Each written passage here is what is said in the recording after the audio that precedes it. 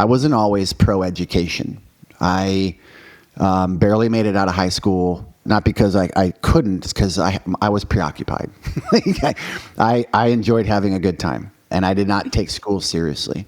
And there's a variety of things that probably played into that, but are important for this discussion. But we can say I did not have a healthy view of college. I did not have a healthy view of even high school. Like, I was a bit of a butterfly.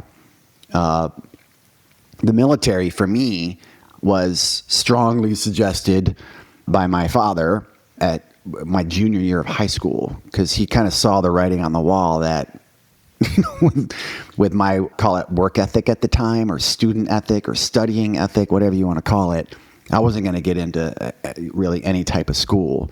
I chose the Army because you didn't need a college degree to fly aircraft. At least that's what they advertise. What they don't advertise is, at the time anyway, you had to be an E5 hard sergeant with 5 years minimum of service. See, I thought I was going to go to boot camp and go to AIT and get into a unit and apply.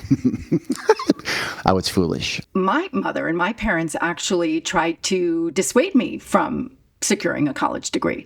I come from a family of business owners, community leaders, educators, and, very successful people, but they just didn't find the need to secure a college education. And it didn't seem to hold most of them back, right, from achieving success. And so the message that my parents and my family members and community gave me when I was in high school was, you don't need a college degree to be successful. You're smart, you're a go-getter, you'll, figure something out.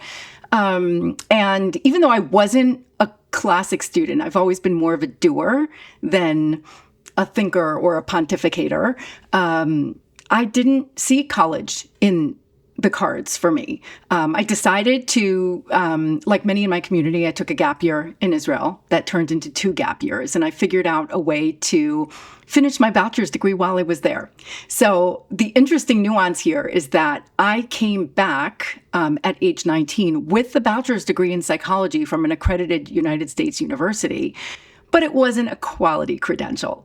Now, you guys have heard me say on this, because Rachel is a Harvard grad, that comes with some prestige. I'm like, ooh, Harvard. She's been kind enough to take me to the Harvard Club in Manhattan. Like, I have lived the good life because of my friend who graduated Harvard. But this is where you can come in here, Rachel. I'll shut up. But I don't know if Harvard ever got you a job, or if it ever worked out that, ooh, Rachel went to Harvard, she'd be perfect for this. No, I think life experiences, the school of hard knocks, is the best degree to have. I believe that heart is more important than your brain. Now, I'm not saying you don't need a brain. I mean, look, I wish I had more noodles sometimes, and less emotion, more brain. But I don't know if that matters from a success equation or an outcome or a quotient, whatever the proper word is. I think heart matters. And if you're a grinder and you have grit and intestinal fortitude, all the fun words on posters that people like to use, I think you can conquer anything you set your mind to. I don't think it necessarily matters if you have a degree or not. I know many tradesmen, welders make a fortune, particularly in Texas in the oil fields. I mean, welding pipe is one of the most sought after things in West Texas. Now, I know I live in Texas and we have listeners all over the place, but if you want to be a welder, that's a 6-figure job. Now, it's dangerous.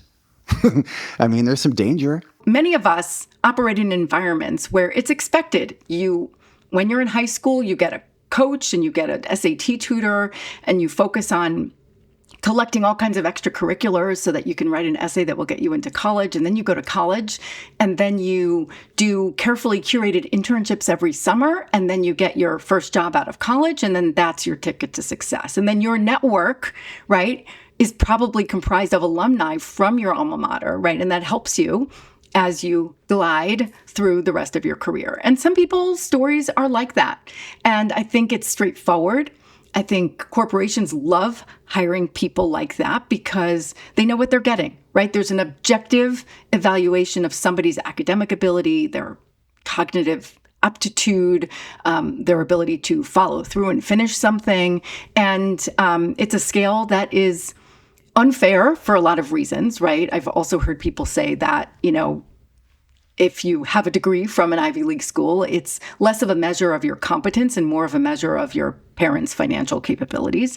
But it is an objective way for employers to measure. If they say, okay, we have 12 applicants and we can look at their GPAs across the board in the same accounting program, and then we pick the one that scored the highest, and that's the one that will be most likely to succeed in our accounting department. So it's easy. Right? It's easy. And I think that's why a lot of companies focus more on hiring people that have that background.